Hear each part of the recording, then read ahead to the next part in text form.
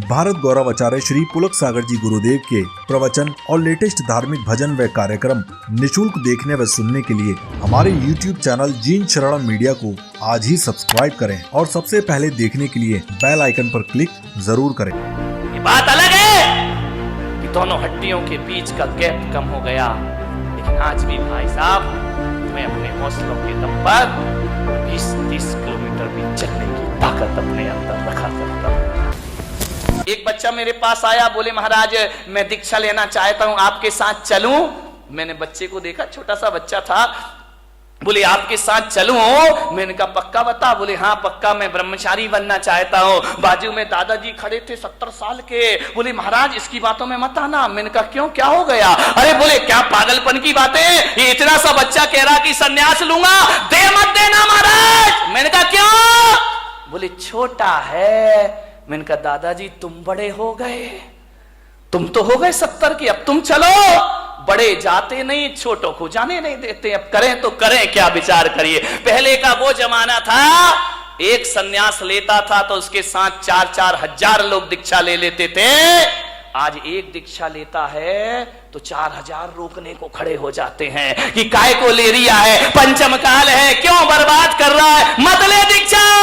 बाहरे जमाना, जब बच्चा बिगाड़ते हो तो ख्याल नहीं आता, बिगड़ जाता है तो फिर महाराज तुम्हें याद आते हैं। ध्यान रखिए, सन्यास झटके की चीज, झटके की चीज। मन में भाव जगे, घर छोड़ देना।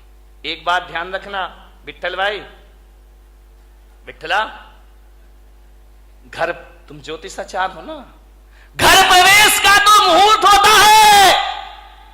किसी ने मकान बनाया, वास्तु का मुहूर्त होता है, घर प्रवेश का मुहूर्त होता है, लेकिन किसी ज्योतिष ने घर त्याग का कोई मुहूर्त बताया है क्या? ध्यान रखना, घर प्रवेश का मुहूर्त है लेकिन घर छोड़ने का कोई मुहूर्त नहीं हुआ करता है। जब तेरी डोली निकाली जाएगी, बिन मुहूर्त के उठा ली जाए। घर छोड़ने का कोई, जिस दिन घर छोड़ दो वही शुभ मुहूर्त हुआ करता है, इससे ज्यादा शुभ मुहूर्त दुनिया में कोई दूसरा। सन्यास के भाव आए, तुरंत ले लेना, देर मत करना, कल पर मत टालना, आज ही कर लेना, अभी कर लेना, छोड़ देना घर। ध्यान रखिए, मान्यवर, दान तुरंत, भाव बने तुरंत बोलो। घर में गए तो भाव ऐसे गिरेंगे, ऐसे गिरेंगे जैसे आसमान से बिजली गिर गई हो तुम्हारे भावों में। ध्यान रखिए, दान के भाव तुरंत ले। आत्महत्या भाव बने, कौन बोला तुरंत कर लेंगे महाराज? ध्यान रखिए, आत्महत्या करने वाला सोचे कि चलो यार आज नहीं कल मर जाएंगे, वो आदमी कभी मरने, महिलाएं रोज बोलती हैं मरती थोड़ी है। ध्यान रखिए, विचार करिए, विचार करना, सोचना है। आत्महत्या करने वाला सोचे आज नहीं कल मर जाए, वो कभी मरने वाला बेईमान आदमी। लेकिन मेरा आपसे एक निवेदन है, बड़ी विनम्रता के साथ, दान और सन्यास की बात हो तो तुरंत कर लेना, और मरने के विचार आए तो कल पर ढल देना कि आज नहीं कल ये काम करेंगे, आज अभी हमें बहुत जीना है, जिंदगी को जियो। मरने के भाव कभी मत बनाए, जियो कितने भी कष्ट आ जाएं। सीता ने 1000 कष्ट सहन किए, मरने के भाव नहीं लाई। ध्यान रखना, कभी नहीं लाई, कष्टों को सहन करने लगी। मैना ने, राम ने, बुद्ध ने, महावीर ने, पारसनाथ ने 1000 कष्ट सहे, लेकिन मरने के भाव उनके अंदर कभी नहीं आए। जिंदगी को पूरी जिंदा दिली से जियो। मैं अपने जीवन की घटना बताता हूं। जब मेरा 2003 में चतुर्मास 3 या 4 में इंदौर में हुआ, और जब मेरा चातुर्मास इंदौर में हुआ, मेरे दोनों घुटने खराब हो गए। मुझे सीढ़ियां चढ़ने में परेशानी होती।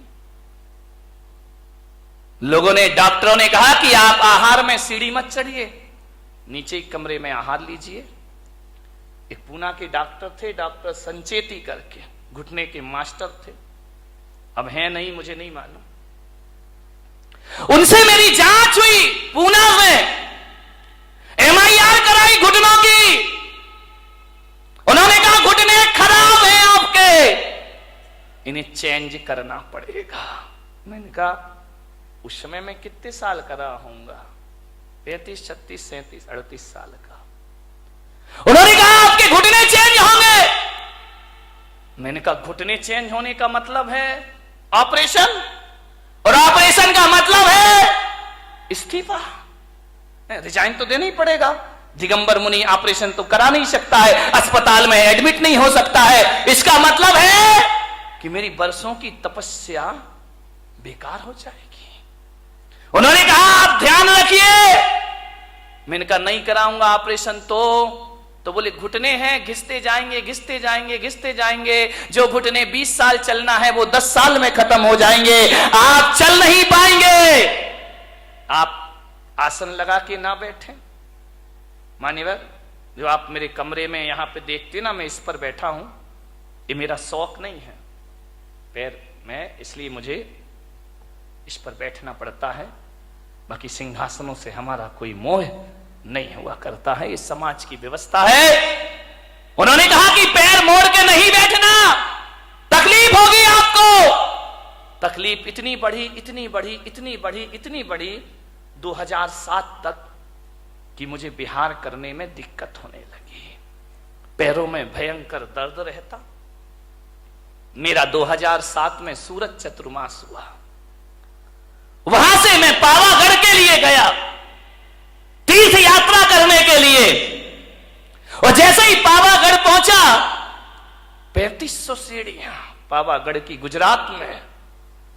मैंने कहा इतनी सीढ़ी मैं कैसे चढ़ूंगा।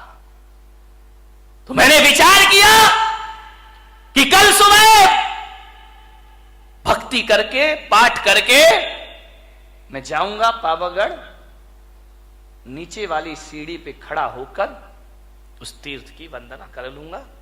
मेरे पैरों में इतनी ताकत नहीं है। मैं गया, जैसे ही गया पहली सीढ़ी चढ़ा, मेरे भीतर से मन ने कहा जब लौटना नीचे ही से है तो 2 सीढ़ी और चढ़ लो, 3 और चढ़ लो, 10 चढ़ लो, जितनी चढ़ सको उतनी चढ़ो। वंदना का पुण्य अपने आप को प्राप्त होगा। मैं धीरे धीरे 10 सीढ़ी 20 सीढ़ी 25 सीढ़ी चढ़ा। यहां तक तो मैं चढ़ ही सकता था। मैं चढ़ा, मैंने कहा जहां तक बनेगा मैं चलूंगा। मैं गया, मैंने क्या देखा, एक छोटी सी बच्ची हाथ में चावल लिए, 5-6 साल की बालिका होगी, वो मेरे आगे आगे चल रही। मैं खड़ा हो गया। बच्ची ने कहा आओ महाराज। रुक क्यों गए? मैंने कहा बेटा मैं नहीं चढ़ पाऊंगा ये पहाड़। अरे बोले आओ महाराज, कोई दिक्कत नहीं है, मैं चल रही हूं ना। छोटी सी बच्ची तुतलाते हुए बोली मेरे पीछे पीछे आओ। मैंने कहा वाह रे, सारी दुनिया मेरे पीछे चलती है, ये बच्ची कह रही मेरे पीछे पीछे आओ। मैंने कहा चल बेटा मैं चलता हूं। चलते गए, बोले आओ महाराज आओ। बच्ची खेलते खेलते सीढ़ियां चढ़ती गई, मेरे पीछे, मैं उसके पीछे पीछे चला गया। जैसे ही गया मेरे मन ने कहा कि बच्ची क्यों नहीं घबरा रही है 3500 सीढ़ियों से, मैं क्यों घबरा रहा हूं 3500 सीढ़ियों से। मैंने सोचा, चिंतन करते रहा चढ़ते चढ़ते। मैंने कहा मैं क्यों भयभीत हूं और ये क्यों भयभीत नहीं है। मैंने कहा शायद मैं इसलिए डर रहा हूं कि मुझे मालूम है 3500 सीढ़ियां चढ़ना है, और इस बच्ची को नहीं मालूम है कितनी सीढ़ियां चढ़ना है।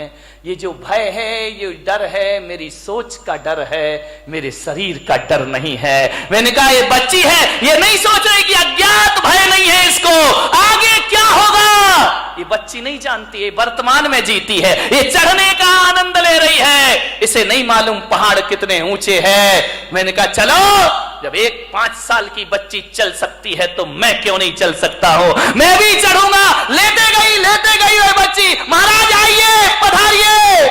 छोटी सी बच्ची, मैंने माँ बाप से कहा इसे गोद में ले लो। बोली नहीं मैं पैदल चलूंगी। महाराज पैदल चल रहे हैं, 5 साल की बच्ची, मैं भी पैदल चलूंगी। अरे मैंने कहा बच्ची तू मुझे देख के पैदल चल रही है और मैं तुझे देख के पैदल चल रहा हूं, आओ दोनों एक दूसरे को देख चलते गए। चल आपको विश्वास नहीं होगा, 2 घंटे में मैंने और बच्ची ने 3500 सीढ़ियां चढ़ ली उन पहाड़ की। ध्यान रखिए, जो कभी सेकंड फ्लोर में आहार में जाना नहीं चाहता था, 3500 सीढ़ियां चढ़ी। किससे चढ़ी मेरे भाई? ना कोई मंत्र, ना कोई ताकत, ना कोई शक्ति। हौसले बुलंद रखिए। मैं वहां पर चढ़ा शाम के वक्त, रात्रि विश्राम वहीं हुआ और सुबह ऐसे उतर के आ गया। वो दिन है और आज का दिन है। मेरे घुटनों का दर्द कहां है मुझे पता ही नहीं है। कोई दर्द नहीं है। ये बात अलग है कि दोनों हड्डियों के बीच का गैप कम हो गया, लेकिन आज भी भाई साहब मैं अपने हौसलों के दम पर 20-30 किलोमीटर भी चलने की ताकत अपने अंदर रखा करता हूं। किससे जी जाती है जिंदगी? हौसलों से जी जाती है। ध्यान रखना, पंखों से उड़ान नहीं होती है, परिंदा हौसलों से आकाश उड़ा करता है। ध्यान, हौसले बुलंद रखिए। नर्वस मत होइए अपनी जिंदगी में। कितना भी कुछ लुट जाए, कितना भी कुछ चला जाए, हौसले बुलंद रखिए।